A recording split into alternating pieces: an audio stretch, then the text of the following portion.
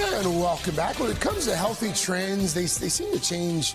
They seem to change faster than we can keep up with. Right. So from eating egg whites only to showering every single day, there are a lot of so-called rules that we've all heard of. But how do you know what's real and what's simply a rumor? Let's sort it out. We're gonna separate facts from fiction with our senior medical correspondent, Dr. John Torres.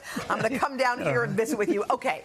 So egg whites, they always seem like a healthier option because we know the egg yolks have cholesterol and all the rest. But you say, and you know, if you remember the 80s and 90s, eggs were kind of the food to not get. Yeah, it's forbidden food. Don't touch eggs. And then it switched to where eggs are part of a healthy diet. Okay. But then they said egg yolks. Avoid the egg yolks because each yolk has about 200 milligrams of fat.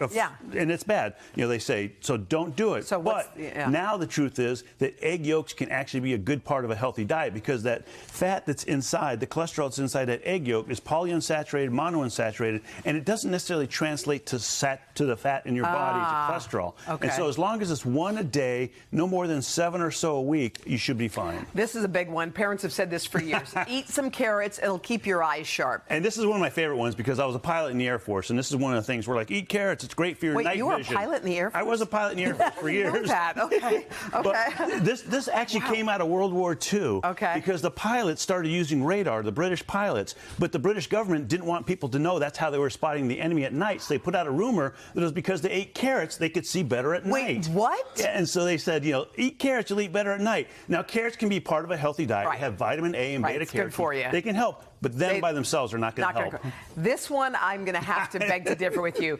You say You're not the only one. Is sugar makes kids hyper. I know from daily experience that as soon as my kids eat sugar, and, you know, it's interesting. They go crazy. If you talk to researchers versus parents, researchers will say study after study, these studies where they gave kids sugar and then gave them sugar substitutes, they saw them not get any more hyper with sugar. They're saying it doesn't work. If you talk to parents, they say, boy, I give them sugar, they're going to go spinning around. And they go crazy. So what researchers say, which has a little bit of truth to it, think about it. Number one, first and foremost, you think they're going to get more excitable if they eat sugar. So anything they do after eating sugar, you're going to blame on the sugar. Yeah. Number two, they usually get sugar at celebrations and parties when they're hanging out with their friends, they're running amok, they're going a little feral. So their level's already high, exactly. So they eat sugar. It's just like the cherry on top. But you talk to most parents, they say, I don't believe this one. Yeah, this one I'll hold my judgment. All right, so interesting, because I'm with you, Hoda, for sure. Anyway, all right, so this is a good one. Does cracking your knuckles cause arthritis? It does not cause arthritis. Really? That's one of those things we've all been told since we were a kid. So here's what happens. When you crack your knuckles, there's actually fluid and some little bubbles in there, gas bubbles inside your knuckles. When you crack your knuckles,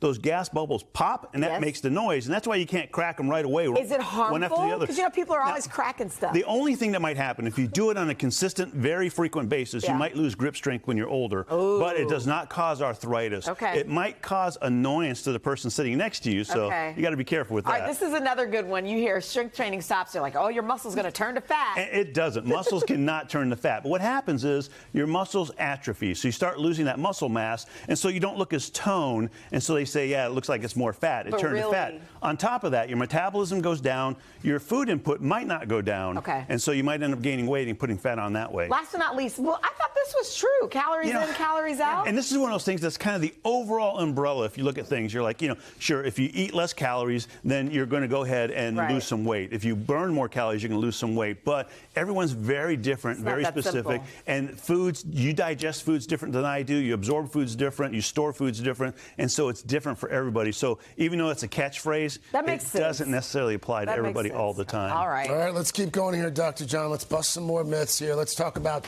showering. So you don't need to shower every day? You don't. So we have protective oils on our skin. Those protective oils actually keep our skin healthy. If you shower every day, you get rid of those oils, and that's why often we have to put lotion on. On top of that, if you wash your hair every day, especially if you have curly hair, it can get rid of the oils in your hair, and it can cause hair damage as well. And so typically, but you do want to shower, because if you don't, you're going to get bacteria in your pores and get infections. Every couple of days for showering. But what if you're out there working out, you're getting funky? See, that's different. If you want to shower because you want to make sure that you're socially acceptable, that's different than if you just want to shower to be healthy. All right, let's talk about the 5-second rule. You drop something on the floor. Yeah, everybody says the same thing. 5 seconds and you can pick it up. That doesn't work. As soon as it hits the floor, it gets germy. And the problem is, depending what it hits, it's going to get germy in other places. Tile floors are actually the worst because they collect a lot of germs and they get right into the food. Sticky food is the worst as well because it collects food very quickly. Carpet's not as bad. If it's on a sidewalk, if it's on a New York City subway, just throw it out. If you can rinse it off in your house and drop it, if you drop it and you can rinse it off and eat it, then you could probably do that. Okay. And this one just seems disgusting. Sharing lip products? You know, there's so many things that can happen when you share lip products, especially if you share lip gloss because, again, that's sticky and it can get a lot of germs in there as well. So just be careful. How about kissing? That's a no, too. That's all a no. All right. Wow, that was a lot. We learned a lot. There you go. Thank you, Dr. John. Hey, thanks for watching. Don't miss the Today Show every weekday at 11 a.m. Eastern, 8 Pacific on our streaming channel, Today All Day. To watch, head to today.com/allday or click the link right here.